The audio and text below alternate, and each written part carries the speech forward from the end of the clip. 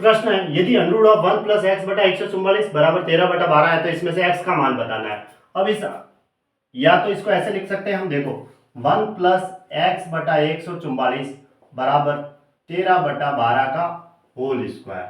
ऐसे भाई दोनों तरफ स्क्वायर करेंगे तो ये इधर तो स्क्वायर हो जाएगा, इस स्क्वायर से अंडर हट जाएगा। इस अंडर का मतलब होता है घात 1/2।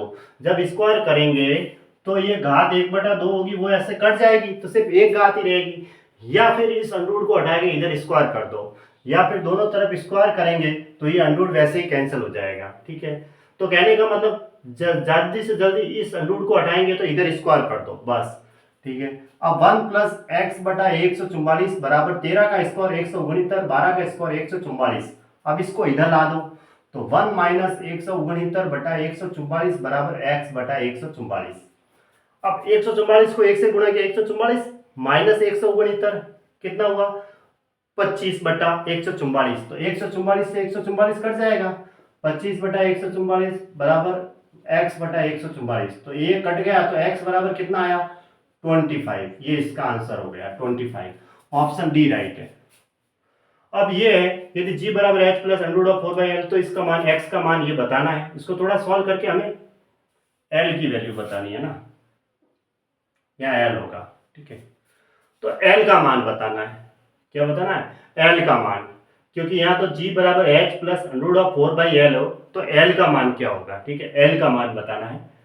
तो l की वैल्यू निकालने के लिए इस h को इधर भेज दो। वैसे भी इसमें कहीं ना कहीं l नहीं है तो l का ही विलोपन करवाना है, इधर भेज दो। g माइनस एच बराबर अंडर रूट में 4/l।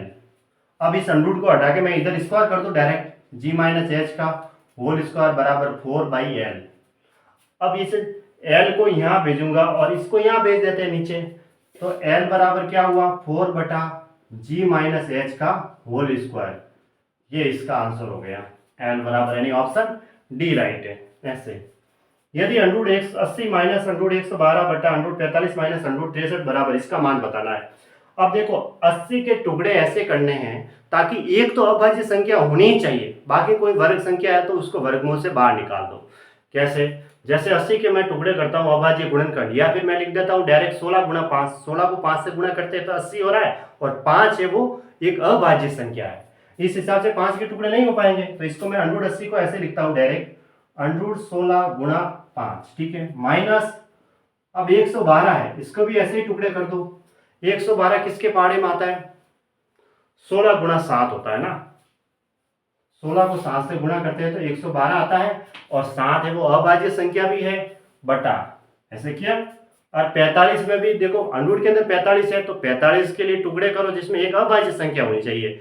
5 गुणा में 9 करता हूं तो 5 में 45 होता है और 9 का वर्गमूल हो जाएगा, तो 9 गुणा 5 लिख देता हूं मैं। माइनस 63 है तो एक तो वर्ग संख्या 9 गुणा 7 कर देता हूं क्योंकि 7 अभाज्य संख्या हो जाएगी और 9 का वर्गमूल हो रहा है, तो एक अभाज्य संख्या को देखो 9 गुणा 7 लिखा मैंने। ठीक है, ये लो ऐसे।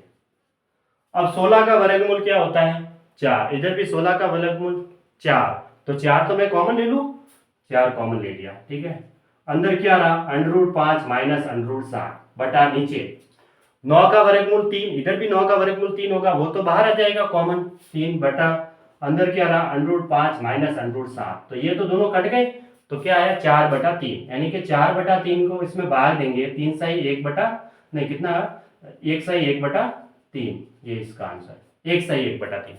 3 का भाग 4 में देंगे, एक बार गया ये, और ऊपर 1 शेष पड़ रहा और 3 का भाग दिया तो 1 सही 1/3। इनको इससे गुणा करना, 3 गुणा 1 3 प्लस 1 4/3, यानी कि 1 सही 1/3 है ना। ऑप्शन ए राइट है, ऑप्शन ए राइट है।